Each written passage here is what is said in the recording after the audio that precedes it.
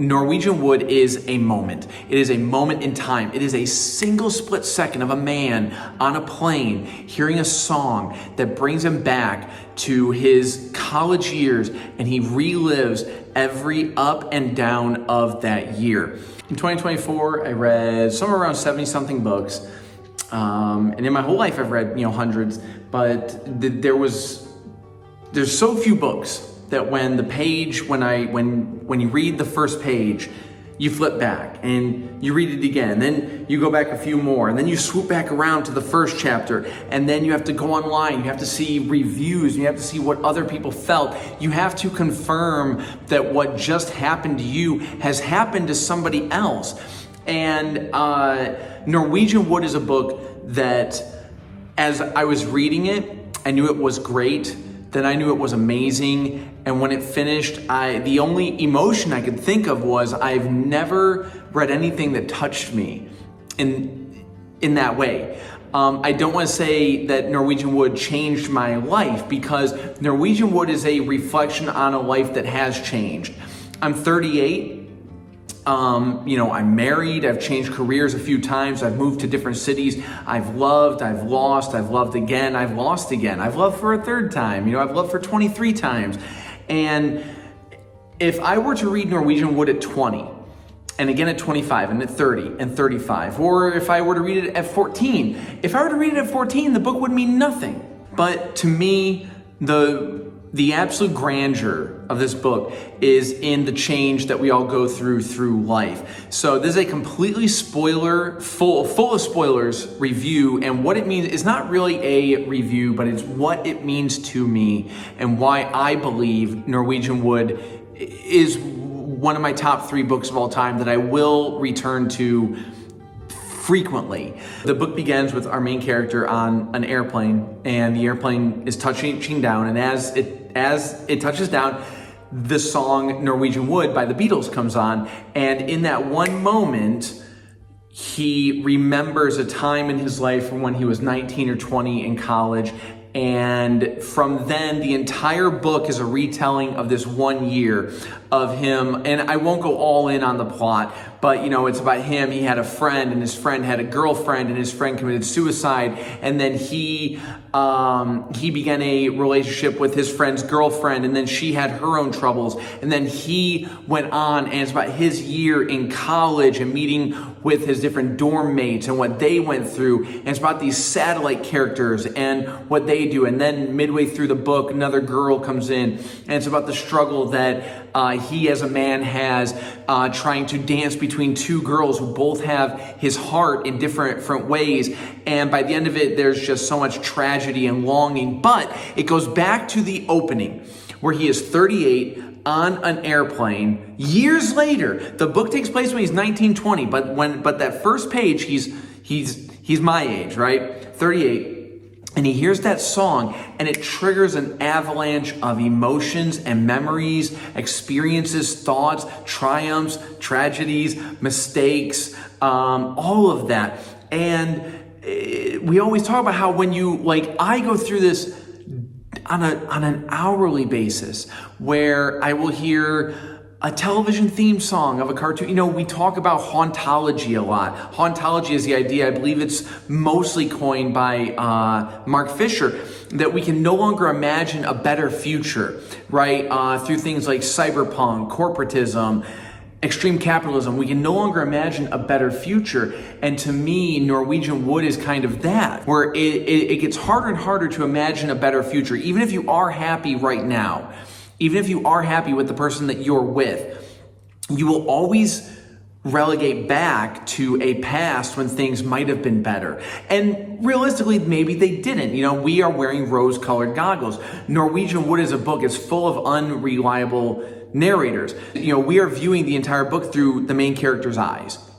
And there's always this criticism of the book and of Murakami works in general, but this book specifically, that we are seeing very flat, male-serving female characters, right? The female characters are very one-sided. We only see their relationship to the main male character. There's a lot of talk about their bodies. But this is a novel that takes place from the point of view of a 19-year-old college student guy. This is his view of the world. This is how he sees these women. Even in the book, when it starts, he's much older, and his life has gone on, but he still remembers these people as they were, the perfect people that they were, with their perfect, whatever it is, their perfect qualities, the perfect personalities, the perfect bodies, the perfect whatever they had. This is through his viewpoint.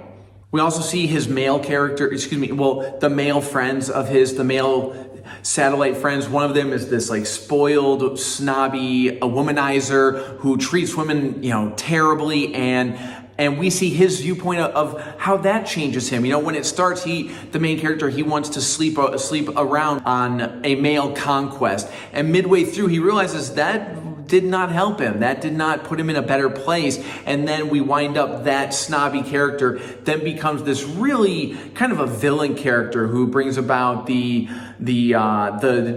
death of a completely innocent female character. Norwegian Wood is a moment. It is a moment in time. It is a single split second of a man on a plane hearing a song that brings him back to his college years, and he relives every up and down of that year. And there are songs, and there are smells, and there are foods, and there are photos that have nothing to do with that person. But when I see that, I relive that entire 3-week or 6-week moment, or maybe years go by. I can be in the shower and smell a soap, and I'm reminded of my grandmother, my mother, and that can be a moment of a week or a year or a decade or a lifetime, all going through you in that one moment. And it might spark tears, it might spark smiles, but to me, that is what Norwegian Wood is about. It's about the fact that life keeps on going. At the end of the book, there's a very ambiguous moment, which is some of the greatest writing I've ever been through in my life, where he's in a phone booth. Naoko, the main character, the main female interest has died. He's gone through his grieving period. He's now through that, and he calls up Midori, the new girl who's there. This is the perfect here and now. She's right here. All you've got to do is take it. And she says, "Where are you?" And he looks around and says, "I don't know." And from there, I loop right back around. So we have this man, he's gone through all of this. He's now 20. And we loop back around to where he's 38. And my wife read it and she hated it. And she said, he should have married her and blah, blah, blah. And I said, maybe he did. Maybe he did. Maybe he's still married to her. Maybe they have 7 kids. Lifetimes go by.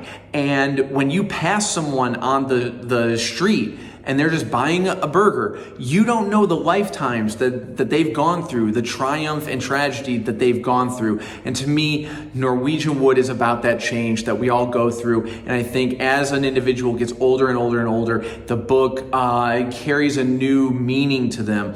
As I go through the reviews on YouTube, a lot of young people, they like it. They like the writing, which is impeccable. It is full of nostalgia. It just makes you nostalgic of a world you've never been to. The way that Murakami writes that, and of course it is going through a translator, so they deserve a lot of credit as well. But the way the setting and the world and the pop culture and the politics that he gives you, I think that most people are going to be able to relate to it in some way. But there was one review that I'll put in the box where it was a woman, and I'm pretty sure in the video she says, "I'm 50 or 50 something, and I've been through all of these things," and she in so many words said, "I get it." And I see so many reviews by kind of younger people where they get it, but they don't like this, and they don't like the treatment of women, and they didn't like this part here, and they think the ending could have done this differently. But as you get older, you realize that we don't get to choose the ending, right? We don't get to pick the ending that we go through, whether it be the end of the day, the end of a relationship, or the end of our lifetime. If you've seen this, then you've probably read it because I've spoiled 90% of the book. But this is what the book meant to me and why I think Norwegian Wood is worth. If you've read it previously and you thought it was okay, or you didn't like this or that, read it again. As you get older and older, the actions of these characters make more and more sense. And I don't want to use the word tragic because our lead character keeps going. and he grows and does other things. And in your mind, you can fill in those dots. But I think Norwegian Wood is my absolutely favorite book by Haruki Murakami, and it's one of my top 3 books of all time. Thank you for watching. Let me know if you want more of these. Thank you.